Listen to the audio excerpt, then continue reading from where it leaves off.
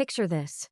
You wake up in the morning, look at your modest garden, and think, I should plant some tulips. And your neighbor says, great idea. But one bulb of Semper Augustus's costs as much as your house, and that's without the renovation. You laugh. But you shouldn't. In the 1630s, in Holland, this was reality. One bulb of a rare tulip cost more than a mansion in central Amsterdam, more than a wealthy merchant's annual salary, more than you would earn in 10 years. And people paid. They mortgaged their farms, sold their mills, sank into debt, all for a flower that blooms 2 weeks a year. And then, crash in just a few days. Millions of guilders turned to dust. Sounds like madness? I'm Svetlana, and welcome to a lecture about the first economic fever in history, on the channel, The Archive of Hidden Facts with a Smile.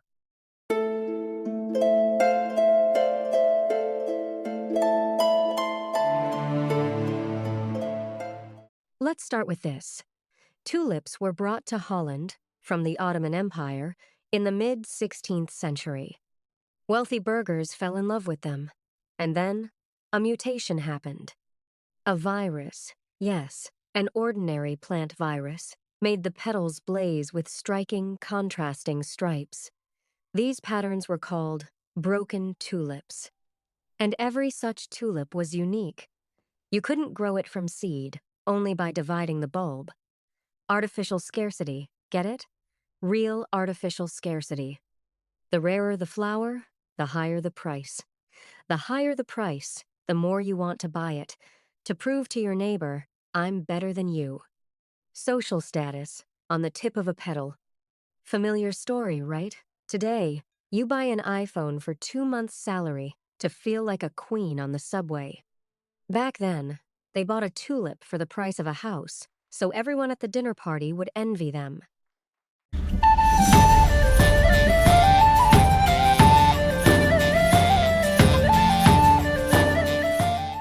The most expensive bulb was called Semper Augustus. In times 1623, one bulb cost 1,000 guilders. 10 years later, times 5,000. And at its peak, 10,000 guilders. To give you perspective, a cow cost 60 guilders. A house in central Amsterdam times 8,000. A wealthy merchant's annual salary times 8,000 to 10,000. So one bulb could be traded for a house, a cow, a cart, and there'd still be money left for drinks. But people didn't sell houses for tulips. They sold everything and bought bulbs. Why? To sell them later for more. No one intended to plant these flowers. They stored them in warm closets, stared at them like gold bars, and waited for the next buyer. Sound familiar? Bitcoin in 2017. Anyone?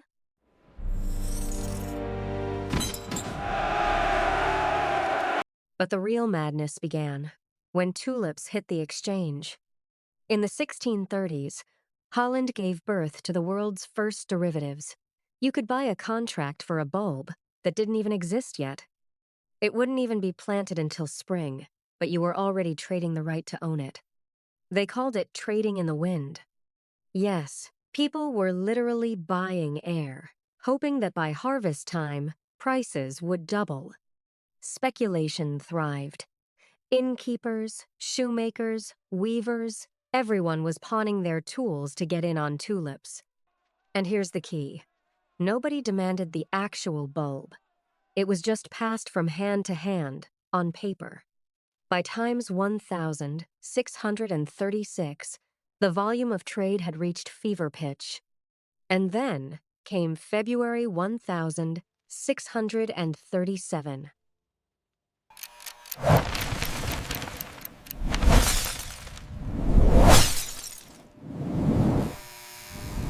In February 1637, one of the major traders decided enough was enough. He put several batches of bulbs up for sale at once. Prices began to slide. Panic spread. People realized that their wealth was just paper, with nothing behind it. No one wanted to buy, Everyone wanted to sell. In a matter of days, prices crashed by 100 times. Contracts became worthless. Thousands of families were ruined. The government tried to mediate the disputes, but it was too late. Parliament proposed freezing deals at 3.5% of their peak value, but no one could pay. The bubble had burst. And the bulbs? They sat rotting in warehouses. Did they eat them? No, tulips are inedible. They were thrown away. And that's how the world's first financial pyramid scheme ended.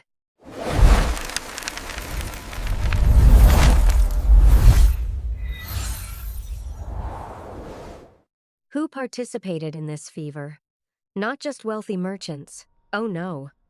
In the debtor lists after the crash, you find weavers, shoemakers, brewers, maidservants, even priests. Yes, men in robes were trading bulbs too.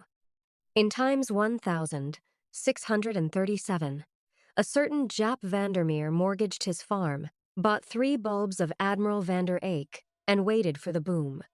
When the market collapsed, he lost his farm, his bulbs, and his job. His wife tried to sell the family silver to cover the debts. She didn't make it in time. They were thrown out onto the street. Stories like this repeated thousands of times, and it wasn't isolated. According to economist Earl Thompson, up to 3,000 people in Harlem alone were caught up in the mania, the city where the most expensive collections were kept. Across Holland, tens of thousands, all of them victims of the same illusion. Don't let it slip away.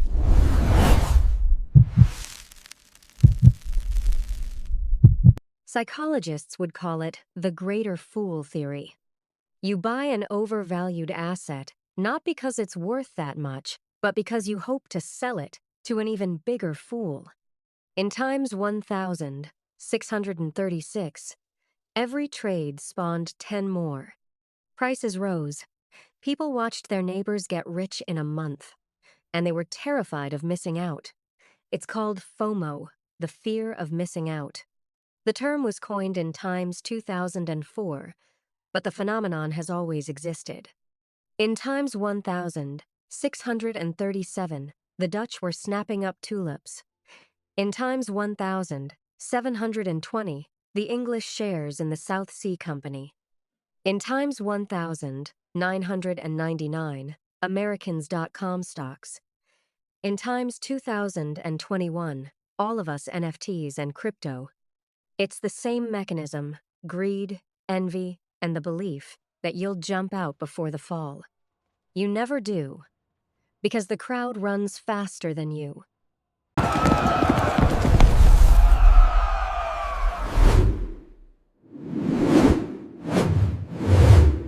The most famous bulb disappeared from historical records after the crash of times 1637. It was probably destroyed in a fit of rage. No one wanted to even look at tulips anymore. In the years that followed, bulbs were sold for next to nothing, not because they had gone bad, but because they were associated with bankruptcies and tears. 100 years later, the Dutch started growing tulips again, but this time as ordinary flowers for gardens.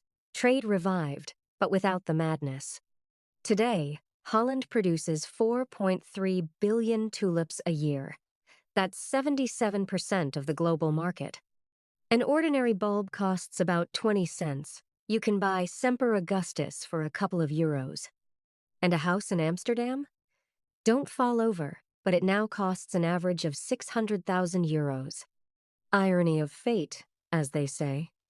Flowers got cheaper, housing got more expensive. But people still buy both. Just no more mortgaging farms. It's crashing. Sell everything now. We're losing millions! Get out! The whole market is down! Today, we laugh at those Dutchmen. What idiots, right? Buying a flower for the price of a house? But let's look at ourselves. The dot-com bubble in times 2000. People bought stocks in companies with no profits, no product, no office. just a name ending in .com. Then the 2008 mortgage crisis.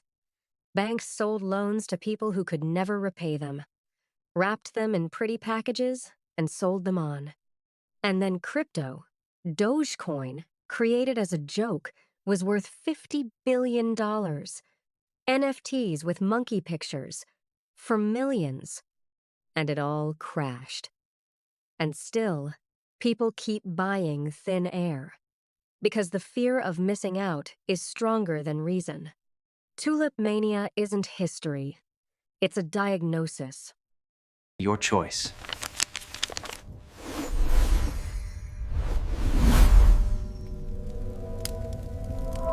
You know what's the funniest part? The Dutch still trade tulips. Only now, a bulb of Semper Augustus costs $2, and a house in Amsterdam, €500,000. Prices have switched places, but the mechanism is exactly the same. People are still ready to give everything for the illusion of quick wealth, whether it's a flower, a stock, Bitcoin, or a digital picture of a monkey. Now here's the question for you, juror. If you had lived in times 1637, would you have invested your last penny in tulips? Or would you have sold your bulb at the peak and bought 3 houses? Drop your answer in the comments. I'm off to plant some daffodils. This is Svetlana, channel The Archive of Hidden Facts with a Smile. Subscribe so you don't invest in the next bubble. And remember, if someone offers you a unique asset, think of the tulip.